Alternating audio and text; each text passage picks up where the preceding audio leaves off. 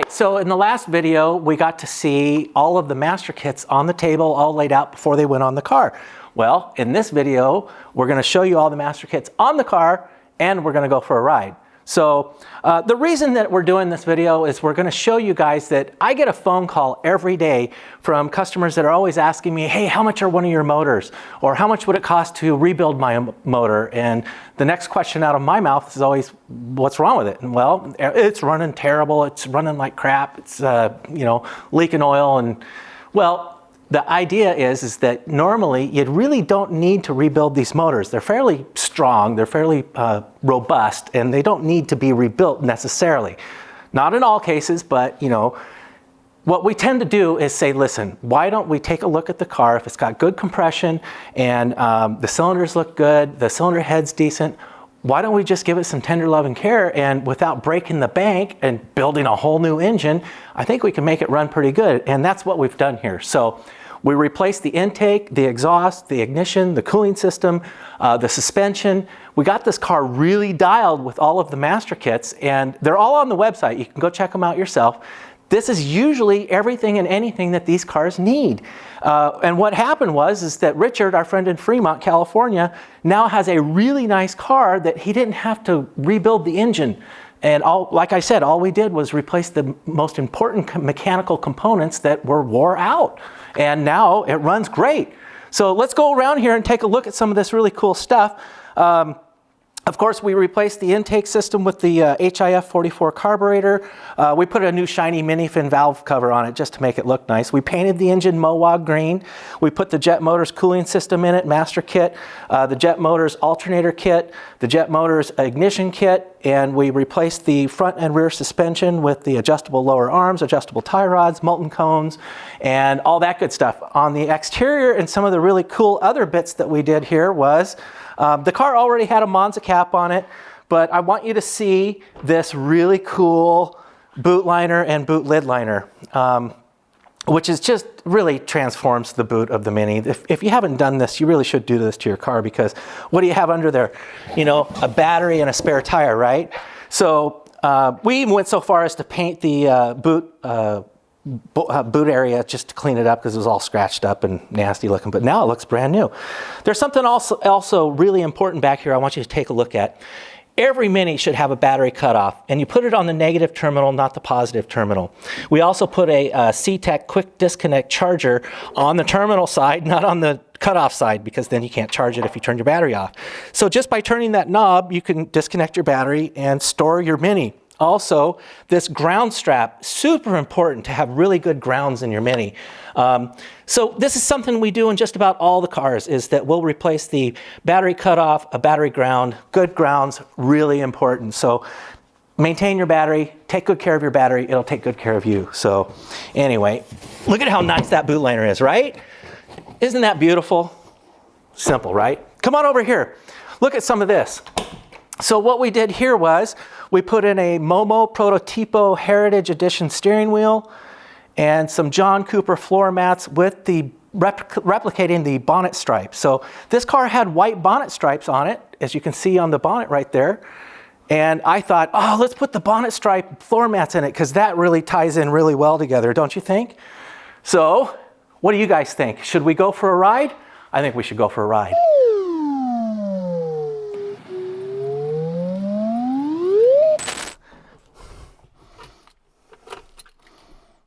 I disconnected the battery.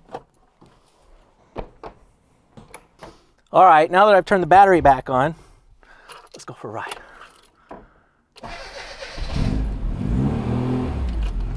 Ooh. Awesome.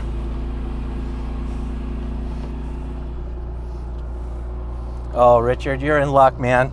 You're going to be so happy. Your car is awesome.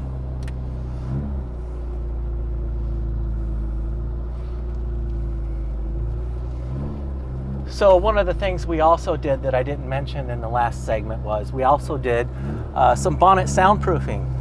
Oh, guys, that makes such a difference. Bonnet soundproofing is so important because it takes away that tinniness, that resonance that just ricochets off the interior, and now it's just really pleasant. and quiet in here. It's nice.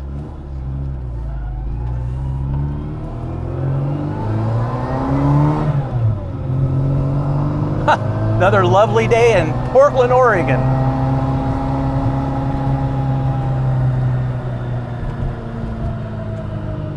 So, you know, when Richard called me, he said, "How much are one of your engines?" And I said, "Well, you know, I bet you probably don't need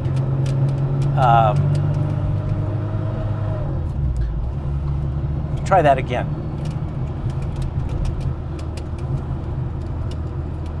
Well, the wipers were working.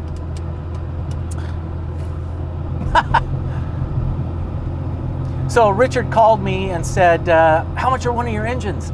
And I said, "I don't know if you really need an engine. Let's take a look at your car first and decide whether or not we should rebuild it." Well, after looking at it and realizing it had great compression, we looked down the cylinders with a scope. It looked so good. I said, "You know what, Richard, let's just go ahead and replace the worn out old parts." The carburetor was old and wore out. The distributor was old and wore out. The cooling system was shot. The suspension was sagging and flat, and it was on the bump stops. The tapered collar under the CV joint nuts was all loose, and the wheels were wobbling around. And it was, you know, I understand why he called me. The car was driving very ill, and but now, now we've got a car that just does everything right, and it's really quick. Look at this. This is awesome. So now we've got a reliable Mini, a quiet Mini. The exhaust is, I mean, it's not loud in here, right? But out there, it makes a really nice bark, but it's really pleasant in here. What we did was we ran a straight pipe all the way from the exhaust manifold, the LCB collector, and ran it straight to a single can Maniflow DTM side exit muffler back there. And it sounds great. When we get back to the shop, I'll give you a few blips of the throttle so you can hear it yourself. So now we've got a fast, reliable, comfortable, and quiet Mini. And I spent a lot of time on the suspension setup. I've said this before, the suspension setup in a Mini is so important because what's the greatest thing about a Mini? How it handles, right? So spending the extra time, a little more money, get the suspension dialed in your Mini, because you want to focus on the best part about these cars, and that's their drivability.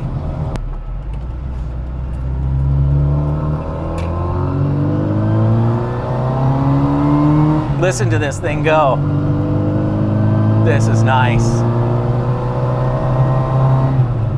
This car had a lot of really good stuff already on it.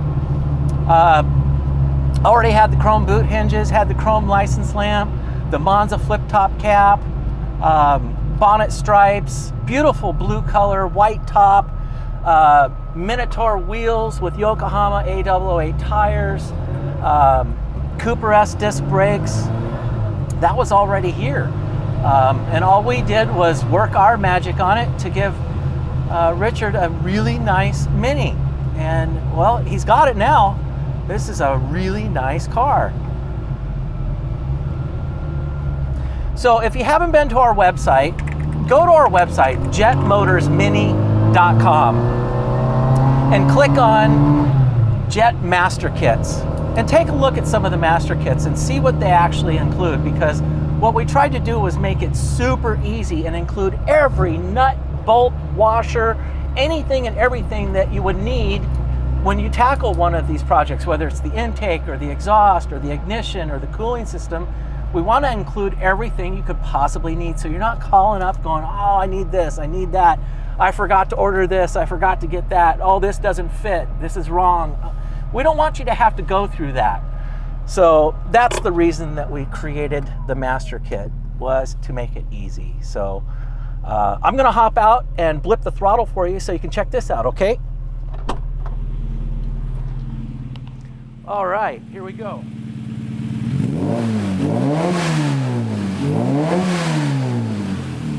Isn't that cool? I love the sound of that exhaust. Anyway, that's it on this one. Go check out the master kits, and we'll see you on the next one.